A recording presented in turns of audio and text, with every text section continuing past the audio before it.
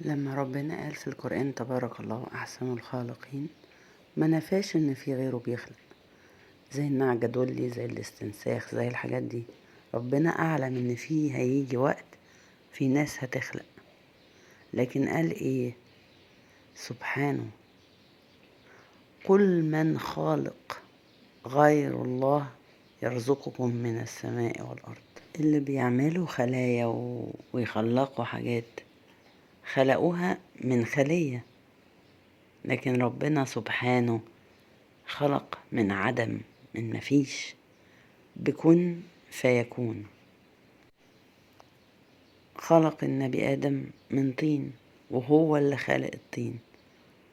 خلق النبي عيسى من مريم وهو اللي خلق مريم. يخلق بغير حساب.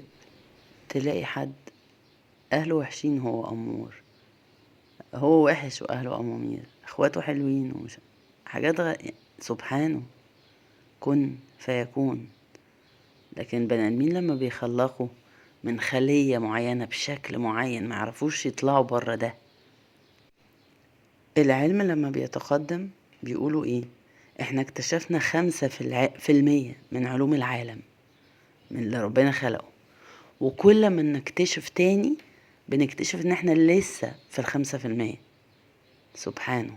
ما قدر الله حق قدره.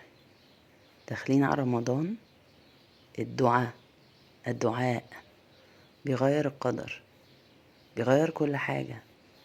انا بدعي اللي بيقول كن فيكون، فاركز قوي ان الدعاء ده ما فيهوش حسابات. اصلا انا عشان اكسب 1,000,000 جنيه لازم اشتغل مش عارف 20 80 سنة. لا، انا بدعو قادر اللي فوق الحسابات، اللي خلى النبي محمد صلى الله عليه وسلم يطلع في يوم واحد فوق للسماء ويروح لفلسطين يصلي ويرجع، وكل ده ومكانه لسه سخن في سريره. ربنا بره الحسابات. اما ادعي احط في دماغي اني بدعي قادر. ادعي بغير حساب يرزقك بغير حساب.